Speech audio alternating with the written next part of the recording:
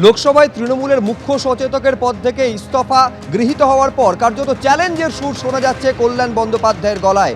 আজকে সংসদের সামনে আপনারা জানেন তৃণমূল সাংসদদের যে ধিক্কার ছিল, ধিক্কার সমাবেশ ছিল, সেখানে গড় হাজির থাকলেন কল্যাণ বন্দ্যোপাধ্যায় এবং কটাক্ষের সুরে আক্রমণ শানালেন তিনি। যা হয়েছে ভালোর জন্যই হয়েছে, আমার চেয়েও জোরে বলার লোক আছে, সবাইকে শুভেচ্ছা, আমার চেয়েও ভালো কাজ করবে, প্রমাণ করবে আমি অযোগ্য। লোকসভায় চিফ হুইপের পদে ইস্তফার পর এবার চ্যালেঞ্জ কল্যাণ বন্দ্যোপাধ্যায়ের। কি বললেন দেখুন। আপনাকে সবসময় ধর্নাতে দেখি, আজকে ধর্নাতে দেখলাম না কল্যাণ দা। 10:30 থেকে কোর্টে মামলা করছি, পাবে করতে এলাম, অ্যাটেন্ডেন্স দিলাম, চলে গেলাম, আবার 3টে মামলা আছে করবো। কিন্তু এই যে ধর্না মঞ্চে রেগুলার আপনাকে রোজই দেখা যেত, সব থেকে জোর গলায় আপনি আওয়াজ দিতেন, স্লোগান।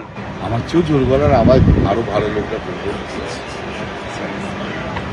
ঠিক আছে। তবে কোর্টে সকাল থেকে মামলা করলাম, ভালো লাগছে, আবার যাবো, এখানে যে তাড়াতাড়ি যাই, 2টো বাজতে যাচ্ছে। মিস করছেন না এই পার্লামেন্টে যত সক্রিয় আপনি ছিলেন গত পরশু? জীবন যা কিছু হয় ভালোর জন্য হয়, ভগবান যা করে সব ভালো। আমি গ্রেটফুল যে পার্টি আমার আর নতুন যিনি চিফ হুইপ হয়েছেন, সবাইকার প্রতি আমার শুভেচ্ছা রইল। সবাই ভালো থাকুক, সবাই সুন্দর করে করুক, সবাইকার প্রতি শুভেচ্ছা। সবাই ভালো থাকুক, আমার চেয়ে বেটার পারফরমেন্স নিশ্চয়ই এরা করবে, প্রমাণ করে দেবে যে আমি ইনকম্পিটেন্ট ছিলাম। আমি এইটাই অন্তত চাই, পরবর্তী যারা আসে তারা যদি ভালো করে করে তাহলে ভালো। আজকে আমরা বহুদিন ধরে দেখছি যে ভারতীয় জনতা পার্টির কেন্দ্রীয় সরকার বাংলাকে আক্রমণ করছে, বাঙালিকে আক্রমণ করছে। পরিযায়ী শ্রমিক যারা পেটের দায়ে বিভিন্ন রাজ্যে কাজ করে তাদেরকে অযথা হ্যারাসমেন্ট করছে, মারধর করছে, অ্যারেস্ট করছে।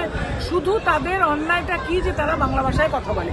এই বাংলার উপরে এই অপমান এবং বাঙালির উপরে এই অপমান কিন্তু আমরা মানব না। ওদের স্পোক্সপারসন বলছে বাংলা কোনো ভাষা নয়, তাহলে আমাদের জাতীয় সঙ্গীতটা বাংলায় এবং বিশ্বকবি রবীন্দ্রনাথের লেখা জনগণমনে, তার মানে উনি কিন্তু দেশদ্রোহিতার একজন মতন যারা কথা বলে সেইরকম কথা বলছেন, দেশদ্রোহীর মতন, যে উনি জাতীয় সঙ্গীতটাকে নস্যাৎ করে দিচ্ছেন।